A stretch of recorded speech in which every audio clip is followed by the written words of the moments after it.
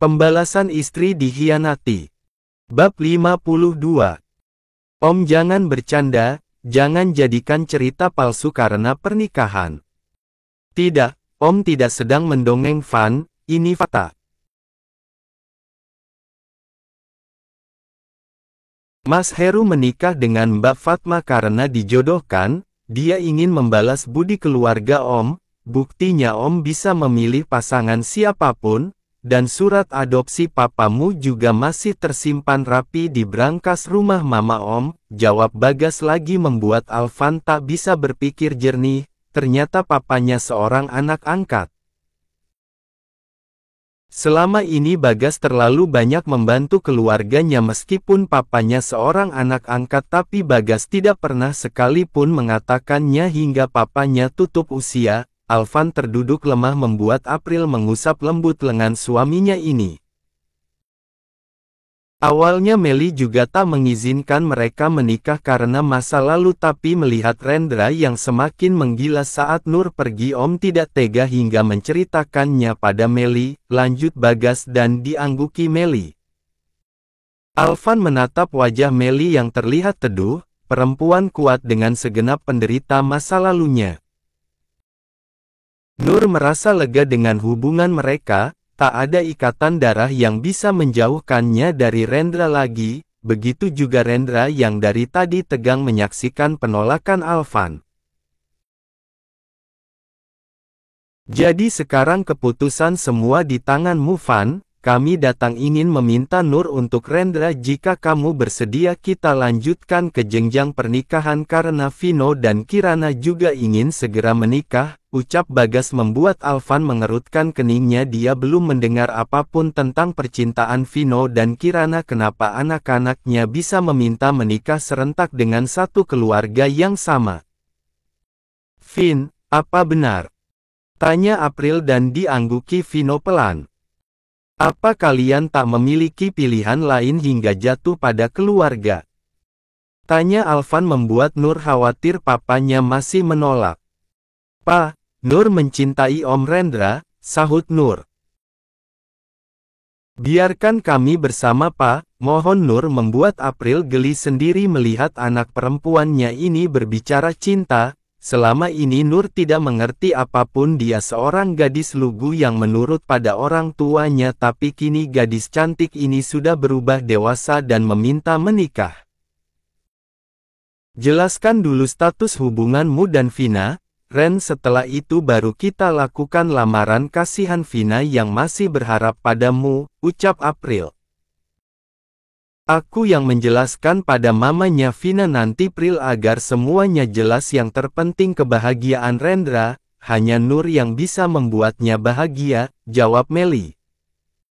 Baiklah tentukan tanggalnya kita akan persiapan semuanya, ucap Alvan membuat semuanya lega. Nur tersenyum kecil menatap wajah Rendra karena selesai sudah permasalahan mereka saat ini, tak ada lagi penghalang hubungan mereka lagi. Bagaimana denganmu Satria apakah ingin serentak juga? Goda Alvan membuat Satria melihat kiri kanan selama ini orang tuanya tidak pernah melihat Satria membawa perempuan manapun untuk dikenalkan. Satria menggelengkan kepalanya cepat. Dia tak punya jawaban untuk pertanyaan papanya. Bagas menarik nafas lega karena semua permasalahan keluarganya telah selesai, kini tinggal menunggu sang anak kembar untuk menikah. Ternyata kalian bukan saja dilahirkan kembar tapi untuk pasangan pun kalian tak ingin dipisahkan, goda Alvan sambil melirik ke arah Rendra dan Kirana bergantian membuat kedua anak kembar ini tersenyum malu. Maafkan aku Vin, aku tidak bisa mencintaimu, aku hanya menganggapmu sebagai seorang adik tidak lebih. Jelas Rendra saat mendatangi keluarga Vina bagaimanapun juga mereka harus menjelaskan pada keluarga Vina tentang Rendra yang mencintai Nur bukan Vina. Vina dan Kirana jelas kecewa dengan keputusan Rendra tapi mereka juga tak bisa memaksakan kehendak karena memang cinta tidak bisa dipaksa. Vina menggenggam tangan Rendra seolah meminta kekuatan untuk melepaskan cinta pertamanya ini. Rendra mengusap lembut wajah Vina. Dia tahu perempuan ini sangat mencintainya, tapi dia hanya mencintai Nur, perempuan yang dari kecil bersamanya, dia jaga layaknya berlian. "Om, kita mau kemana?" tanya Nur pada Rendra. Setelah pulang dari rumah Vina, Rendra langsung menemui sang pujaan hatinya ini. Rendra mengerutkan keningnya melirik ke arah Nur sekilas lalu menatap kembali ke jalanan. "Om," panggil Nur lagi. Mata Rendra melirik kesal ke arah calon istrinya ini. "Kita akan menikah, berhenti panggil saya Om Nur," tekan Rendra. Nur sudah kebiasaan panggil Om Rendra dengan sebutan Om. Kalau Om Rendra tiba-tiba suruh Nur panggil Mas jadinya lucu tahu, Om. Ujar Nur mengerucutkan bibirnya membuat Rendra gemas. Ini Nur yang dia suka, manja. Nur tidak pernah dibuat-buat, meskipun tengah lelah Rendra tetap tak pernah mengeluh pada kekasihnya ini. "Itu lebih baik daripada Om, kamu nggak tahu apa. Setiap kali kita keluar bareng, dan kamu sebut saya Om, saya malu." "Itu malu?" Om Rendra malu keluar bareng Nur? Tanya Nur melototkan matanya dan terlihat lucu di mata Rendra. "Ya malu karena kamu panggil saya Om, apalagi kalau di depan teman-teman saya Om atau calon suami kamu." Dua-duanya, calon suami Nur dan Om Nur juga, susah kalau tiba-tiba mengganti panggilan Om. Rendra berdecak. Pria itu memilih memejamkan kedua matanya sesaat. Ia benar-benar menyerah membujuk mantan keponakannya ini. Rendra meminggirkan mobil dan menatap Nur. "Kenapa Om?" tanya Nur heran. "Mobilnya mogok," tanya perempuan bertubuh mungil itu.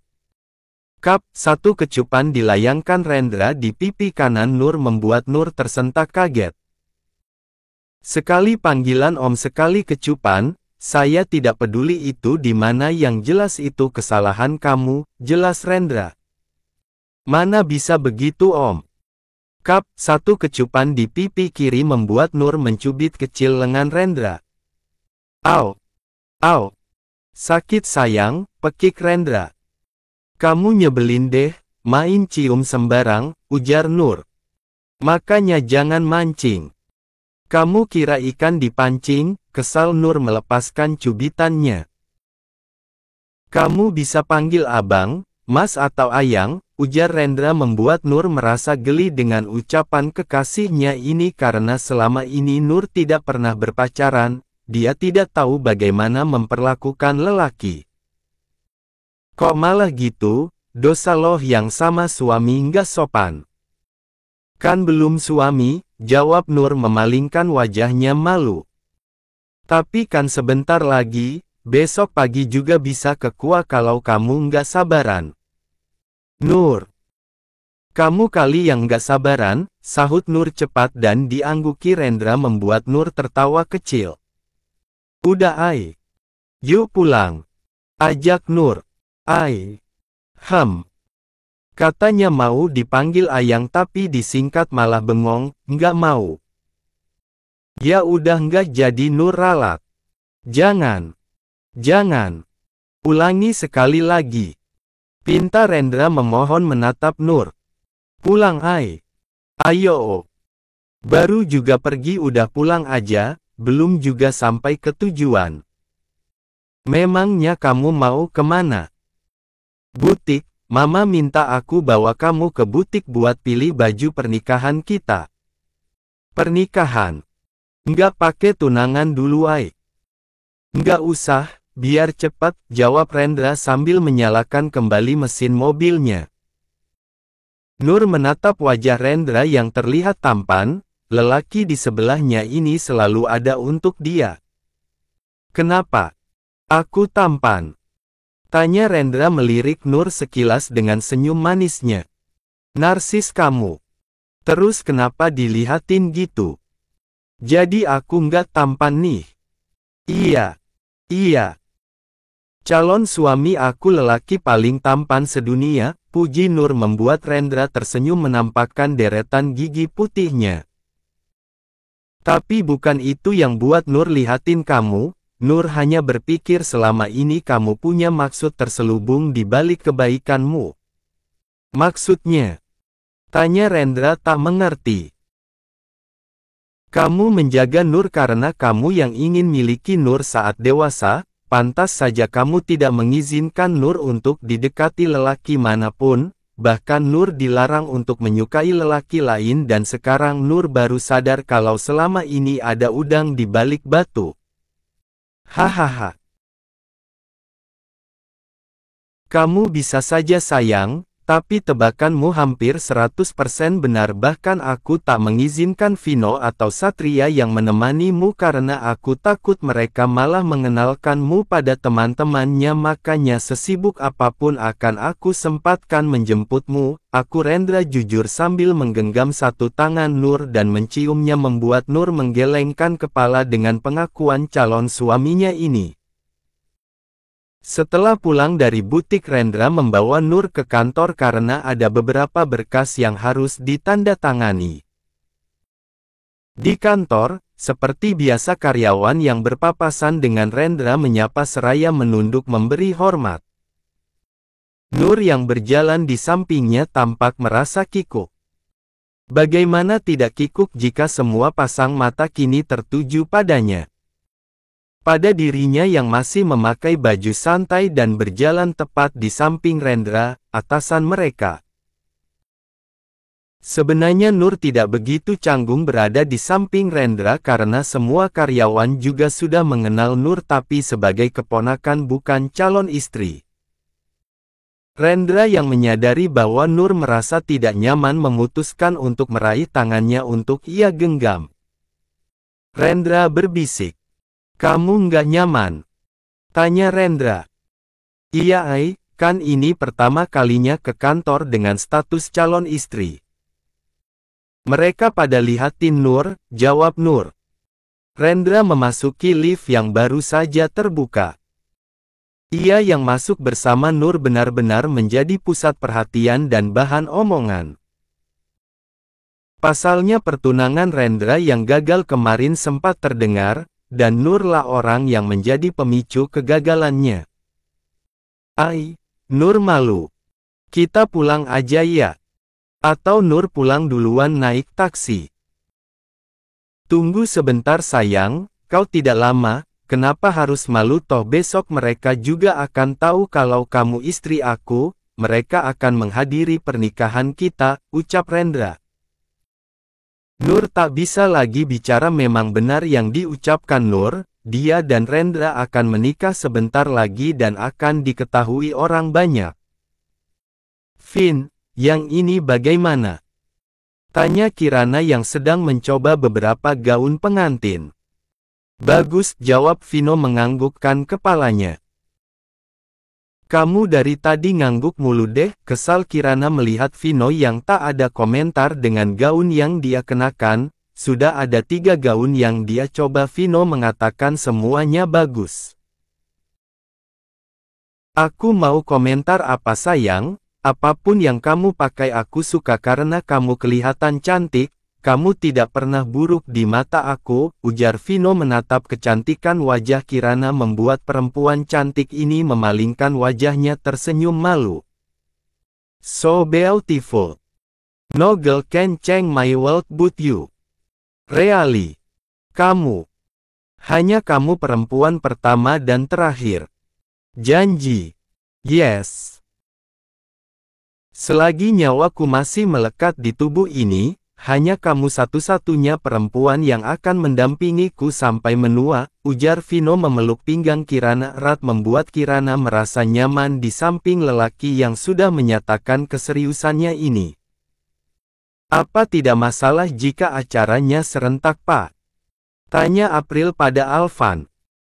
Tidak masalah, apalagi Vino dan Nur sudah siap, jawab Alvan. Satria bagaimana Pak? Satria. Ya, Apa dia tidak masalah karena selama ini dia terlihat cuek pada perempuan?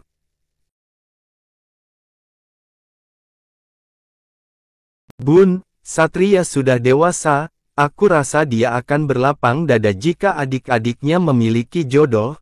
Lagi pula Satria terlihat santai saat ini dengan kesendiriannya. Jangan terlalu dipikirkan Bun, jika dia sudah memiliki jodoh pasti Satria akan membicarakan pada kita, ucap Alvan. Alvan tahu saat ini April sedang memikirkan perasaan anak pertamanya, tapi Alvan juga tak bisa egois karena memang Vino dan Nur sudah memiliki jodoh duluan.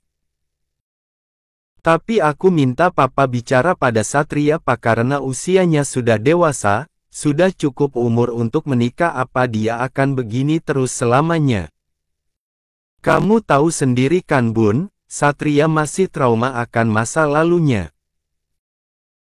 Satria pernah memiliki kekasih saat masih kuliah, tapi kekasihnya malah menikah dengan lelaki lain atas perjodohan keluarga, membuat Satria sampai saat ini trauma dengan percintaan, apalagi itu dilandasi perjodohan.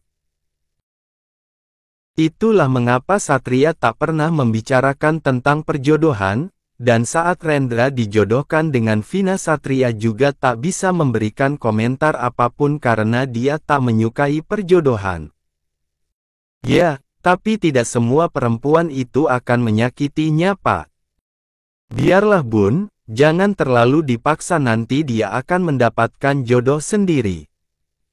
Kalau terus-terusan trauma mana bisa dapat jodoh Pak, oce April. Beberapa hari berlalu, semua sibuk mempersiapkan acara pernikahan Rendra serta Kirana yang akan digelar di sebuah hotel berbintang, acara yang sangat mewah, tentunya akan banyak tamu undangan istimewa. April dan Meli pun sibuk mempersiapkan semuanya. Lucu ya Nur, gimana cara panggilnya? Ujar Kirana terkekeh geli karena mereka sedang sibuk memikirkan panggilan setelah menikah. Biasanya Nur memanggil Kirana tante, tetapi jika Nur menikah dengan Rendra otomatis status Nur menjadi kakak ipar Kirana. Iya Tan, semalam juga bahas itu sama Ayang tapi dia malah jawab panggil senyamannya aja, nggak usah dipersulit, jawab Nur ikut tersenyum. Jadi aku panggil kamu kakak? Enggak Tan, malahan jadi kesannya udah tua gitu dipanggil kakak sama tante. Jadi apa dong? Entar Bang Rendra marah kalau aku tetap panggil Nur. Udah tetap Nur aja Tan, aku geli kalau tante panggil kakak, ucap Nur tertawa.